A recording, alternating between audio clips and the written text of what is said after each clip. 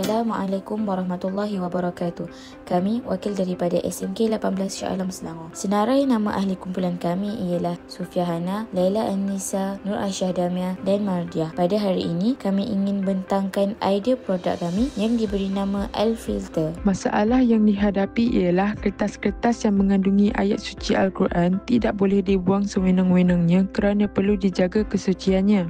Selain itu, pembakaran terbuka pula menyumbang kepada pencemaran udara dan tidak menghormati kandungan tersebut. Seterusnya, tiada sistem khas mesra alam yang disediakan di kawasan awam atau institusi pendidikan untuk pelupusan kertas ayat Al-Quran secara beradab dan terkawal. Tambahan pula, asap yang terhasil daripada aktiviti pembakaran terbuka juga boleh mencemari udara, menjejaskan kesihatan penduduk setempat serta mengganggu keharmonian masyarakat sekeliling.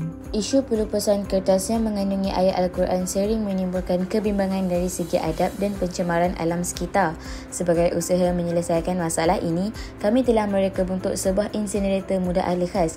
Insinerator ini membolehkan pembakaran tertutup yang menghormati kesucian teks sambil mengelakkan pembuangan secara sembarangan.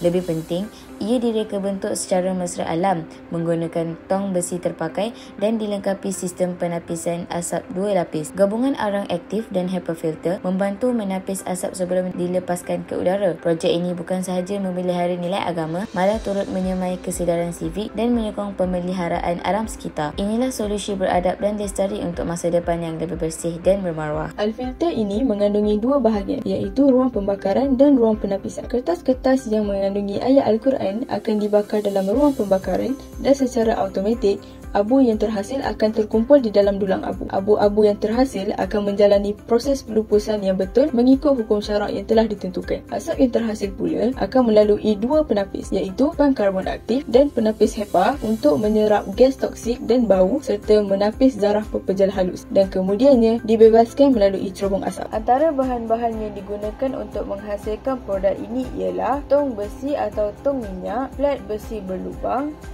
HEPA filter, pan karbon aktif, pipe cerobong pendek, aluminium tape, alas besi, loyang aluminium, kaca Pyrex dan tayar.